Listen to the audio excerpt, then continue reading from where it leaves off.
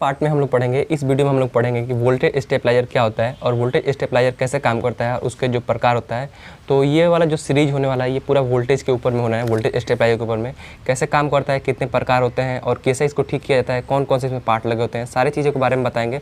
तो इस वीडियो का ये बेसिक वीडियो है। तो बेसिक वीडियो में हम लोग ये जानने वाले हैं कि वोल्टेज स्टेबलाइजर जो होता है एक्चुअली में वर्क कैसे करता है। और ये वाला जो आपको ये वाला जो कोर्स है, ये कोर्स है आपका, आप जब भी शांति इंस्टीट्यूट हो गया या कहीं भी आप एसी का या कोई भी कोर्स करते हो आप इलेक्ट्रॉनिक का, तो उसमें इन सब चीज़ों को बताया जाता है। तो अभी बात करते हैं वोल्टेज स्टेबलाइजर क्या होता है। तो वोल्टेज स्टेबलाइजर उसे कहते हैं किसी भी इलेक्ट्रॉनिक उपकरण को चाल्यमान करने के लिए एक निश्चित वोल्टेज की आवश्यकता होती है जिस पर वह उपकरण पूर्ण रूप से कार्य करता है। इस वोल्टेज को बनाए रखने के लिए जिस उपकरण का उपयोग किया जाता है उसे हम लोग वोल्टेज स्टेबलाइजर कहते हैं। यानी कि अगर जो कोई भी एक सामान होता है, लाइक मानो कोई एक फ़ैन हो गया, अगर उस फैन को हमको चाहिए कि वो 220 वोल्ट पे चलेगा, उसका चाल्यमान है 220 वोल्ट, लेकिन उसको अगर जब मिल रहा है 150 वोल्ट तो वो 150 वोल्ट पे भी चलेगा। बट यहाँ पर ये हो जाता है कि इसको ये प्रॉपर जो पूर्ण रूप से बोलते हैं फुल वर्किंग, ये फुल वर्किंग में नहीं रहेगा, जिससे इसको कम वोल्टेज मिले के कारण से ये पंखा आगे चल के डैमेज भी हो सकता है। अब इस चीज़ को हम लोग ये 150 को यहाँ पर 220 को मेंटेन करने के लिए जिस उपकरण का यहाँ पर यूज करेंगे उसे हम लोग वोल्टेज स्टेबलाइजर कहते हैं। और इसका यूज मतलब बहुत जगह पर होता है, मकान में और दुकानों में काफ़ी जगह पर होता है। अब यहाँ पे बात करते हैं जो स्टेबलाइजर होता है ये कितने प्रकार का होता है। तो यहाँ पर स्टेबलाइजर सबसे पहले आया था, वो था मतलब एक मैनुअल स्टेबलाइजर होता है। यहाँ पर मैनुअल, वेट लिख देता हूँ मैं आपको, और हो सकता है आप इसे लिख लेना, मैनुअल स्टेबलाइजर, ये आपका मैनुअल स्टेबलाइजर होता है, इसके बारे में बात करेंगे। उसके बाद से आपका आता है auto cut stabilizer, auto cut stabilizer. और थर्ड आता है आपको फुल्ली ऑटोमेटिक, मतलब कि ये पूरा ऑटोमेटिक होता है। इन सब का जो भी मतलब होता है पार्ट्स हो गया, काम करने का तरीका हो गया, या जो भी किट्स वगैरह होता है काफ़ी अलग अलग होता है। तो यहाँ पे बात करते हैं यहाँ पर फुल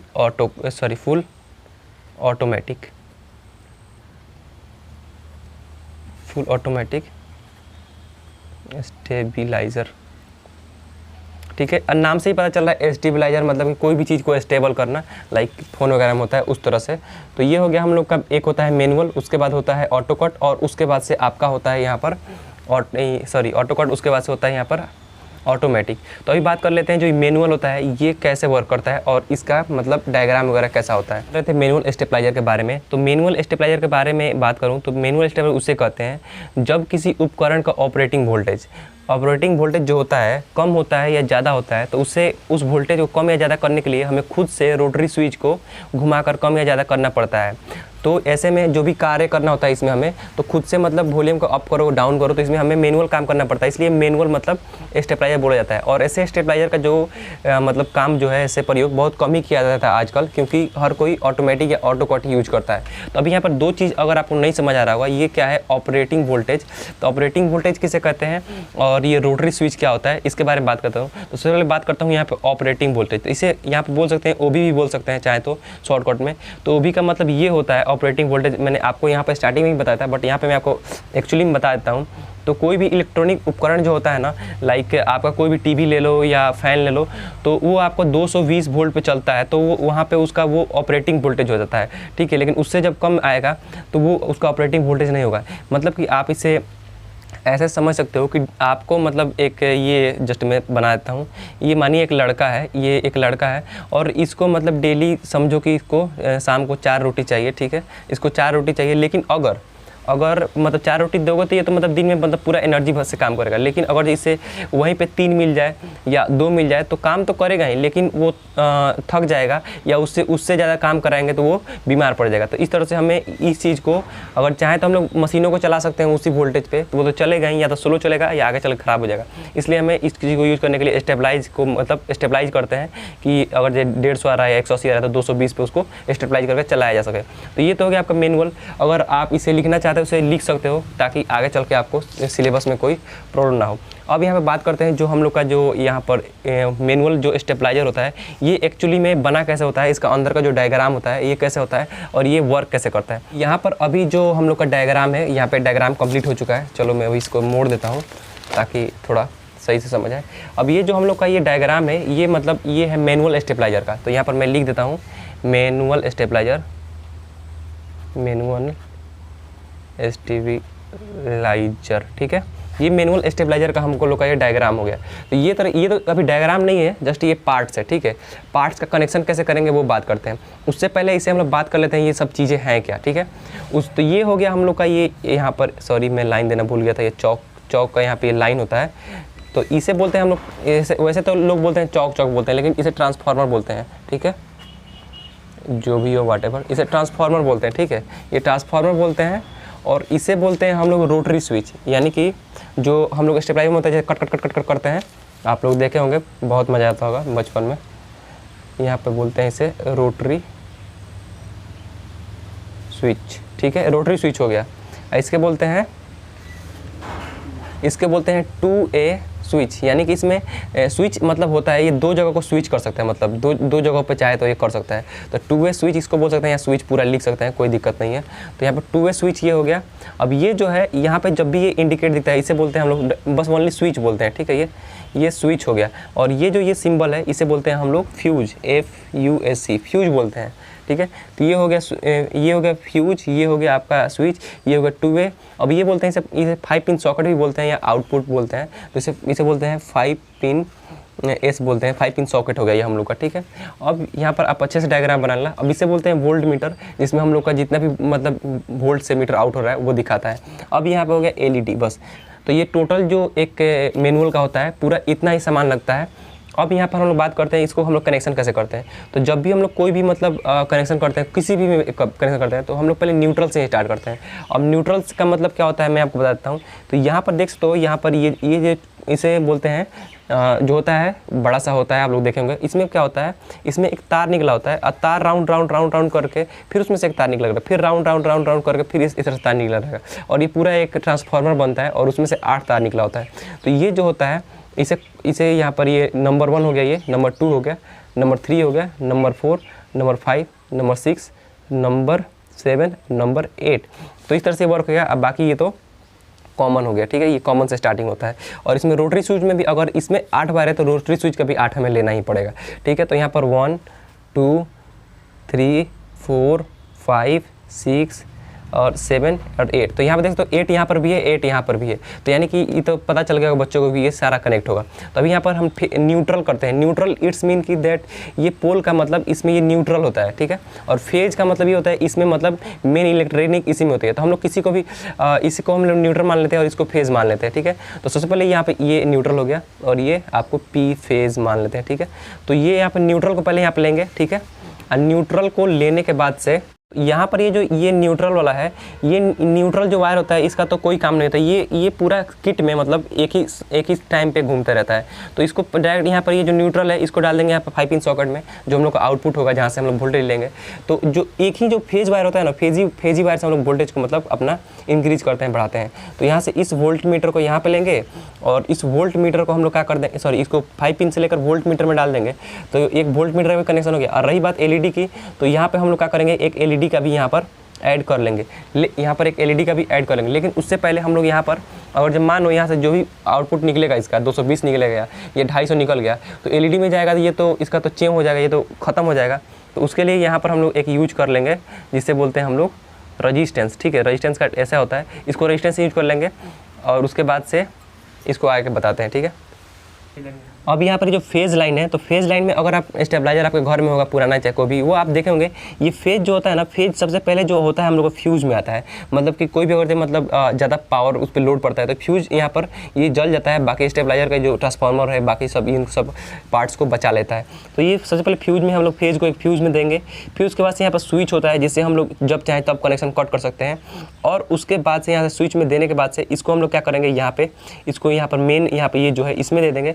यहाँ पर 2A स्विच होता है जिसमें एक स्विच होता है जिसमें 3 वायर निकला होता है, ठीक है। 3 वायर यहाँ पे निकला होता है। तो इस चीज़ को इसमें एक दे देंगे। तो यहाँ पे ये वाला जो है ये 2A स्विच होता है, मतलब कि जैसे हम अप करेंगे अप करेंगे तो ये हम लोग का वोल्टेज को मतलब इंक्रीज करने जाएगा, और डाउन करेंगे तो ये वोल्टेज को मतलब डिक्रीज करते चला जाएगा, ऐसे होता है। तो ये अप करने के लिए तो यहाँ से अगर 1 से क्रमांक गिनते हैं 1 2 3 4 5 6 7 8, तो ये मतलब ये बढ़ते क्रम हो गया। तो ये वाला और जिस चीज़ से भी बढ़ाना है, मतलब जो भी रोटेशन से बढ़ाना है, तो बढ़ते क्रम वाले को इसमें जोड़ देंगे, सॉरी ये ऐसे कर देते हैं, ये बढ़ते क्रम वाले को इसमें जोड़ देंगे यहाँ पे, और घटते क्रम वाले को यहाँ से अगर घटाना है हमको, तो घटते क्रम वाले को इस वाले वायर को लेंगे यहाँ से, और इस वायर को यहाँ पे लेके, इस वायर को यहाँ पे लेके इसको हम लोग 8 वाले पे जोड़ देंगे। तो ये तो हो गया हम लोग का इतना सिंपल सा काम।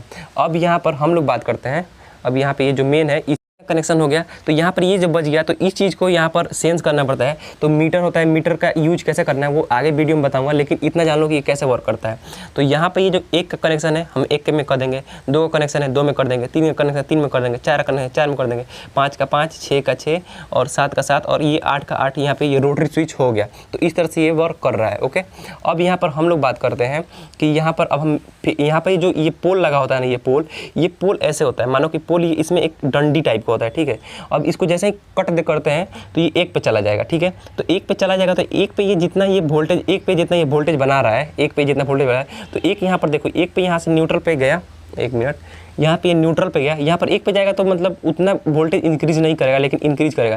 फिर उसके बाद 2 पे सटेगा, फिर 3 पे, फिर 4 पे, जैसे ही 8 पे जाएगा तो इसका जितना मैक्स, इसका जो कैपेसिटी रहता है, अलग अलग कैपेसिटी का रहता है, तो ये लास्ट में कितना वोल्टेज को इंक्रीज कर रहा है ये उस चीज़ से कनेक्ट हो जाएगा। तो यहाँ पर एक तो हम लोग का फेज डायरेक्ट यहाँ पर चला गया है, ये वाला जो फेज वाला है, ये सॉरी ये नॉर्मल है, ये तो यहाँ पे चला गया है। और फेज का जो वायरिंग है यहाँ पर देखो, ये फेज वाला जो ये वायरिंग है, ये वाला फेज वाला वायरिंग को हम लोग क्या कर दिए हैं, इसको हम लोग ट्रांसफार्मर में दे दिए हैं। अभी जैसे जैसे ये ऐड होगा तो ये मतलब इंक्रीज करेगा। तो नॉर्मल सी बात है कि जो पोल वाला जो वायर होगा, तो पोल वाला वायर होता है 9 वायर होता है, तो पोल वाला वायर को क्या करेंगे, यहाँ से लेंगे और यहाँ से लेके इसको हम लोग क्या कर देंगे, यहाँ से लेके वेट में यहाँ से लेके इसको हम लोग डाल देंगे और 5 पिन सॉकेट में। तो यहाँ से जब भी हम लोग इसको इंक्रीज करेंगे तो ये क्या करेगा, नॉर्मल का नॉर्मल हो गया, और इधर जितने में सटेगा इधर से आउटपुट मार देगा इसको।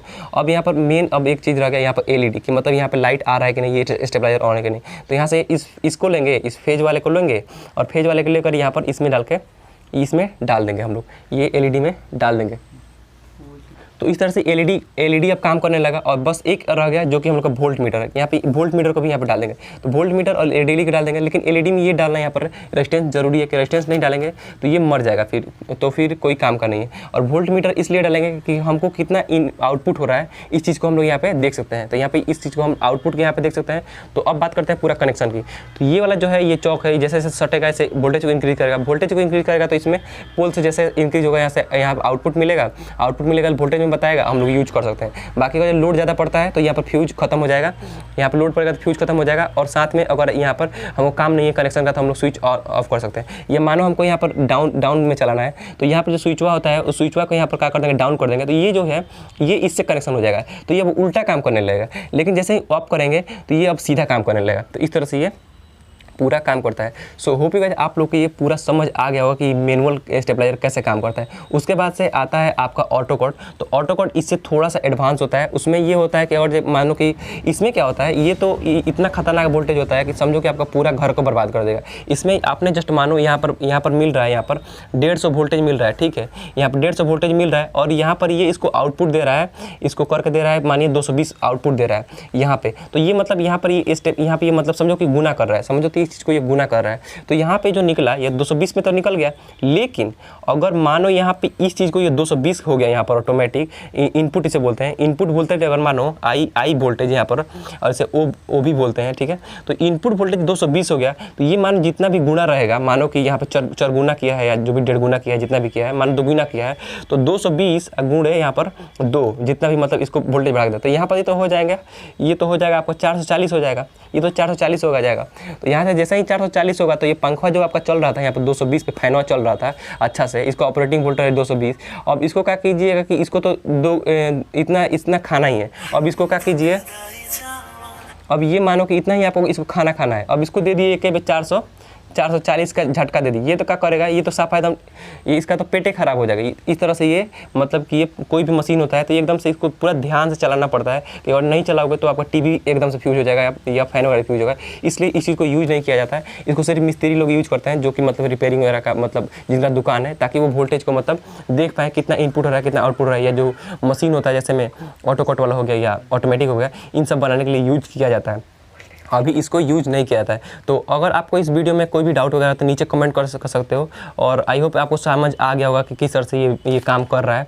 और नेक्स्ट वीडियो में आपको बताऊंगा कि आप कैसे आप ऑटो कट काम करता है और कैसे उसका डायग्राम होता है और कैसे यहाँ पर एक और सिस्टम होता है जिससे कि वो सेंस कर लेता है कि वोल्टेज ज़्यादा हो गया तो हमको सप्लाई को कट कर देना है। तो इस तरह से प्रॉपर ये सब वर्क करता है। अगर आपको कोई भी प्रॉब्लम है तो नीचे कमेंट कर सकते हो। मैं लोग किसी और वीडियो में, तो तक टेक केयर एंड बाय।